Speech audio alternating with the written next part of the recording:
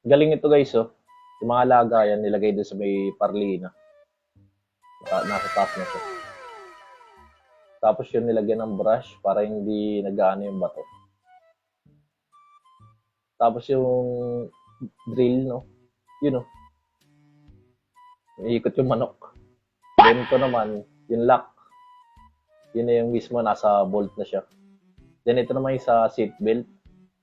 Okay, panlock na rin, no? Galing. Tapos yun na naman yung drill nga naman yung ginawa, electric fan, no? So, pagod na rin kasi siya eh. Tapos yun, yung hollow blocks. Then yung chainsaw. Yun na idea, no?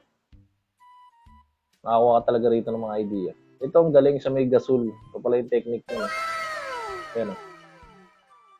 Then ito naman, pwede lagayan ng gamit. Yun, oh. Tapos tension wire. Pwede pala yun. Galing. Tapos ito namang galon. Ganon din ginawa. Oh. Lagayan na ng gamit. Ito, lupit. Idea na rin sa business. No? Yun, oh. Tapos titinda ng barbecue. Kahit saan pwede. Ito naman si Utoy. Nakipaglaban dun sa ano ng bike niya. Galing. So, hindi ko alam kung para saan itong isang ito. Okay. Ang sanitize. Nakakita na ako dito sa Pinas. Eh. So, yun nga, oh. Yung idea na extension wire. Eh. Paano ginawa? So, yun. Pwede rin pala yun. Nakapansabitan, patungan, o lagay ng mga gamit na. Ito naman, hindi ko alam kung ano ginagawa nito. So, dustpan, no? Pwede pala yun.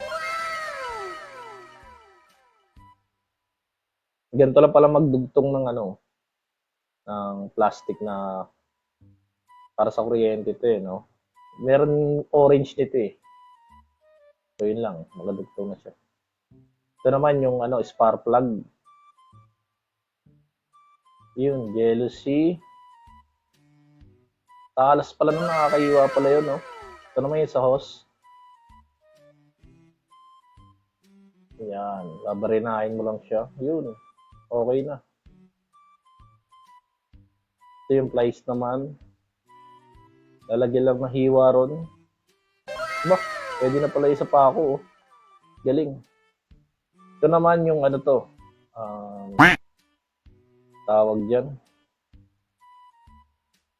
Cutter. Okay, ganun. Mas mapapabilis yung pagtanggal ng balat ng wire. Ito naman sa kadena ng bike or motor. Okay, ginawang bisagra.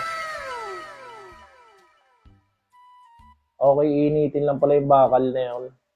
Para paano pagkabitin yung dalawang tubo.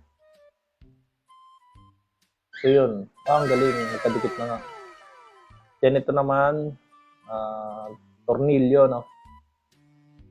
Ayun, iniwa sa gitna. Okay.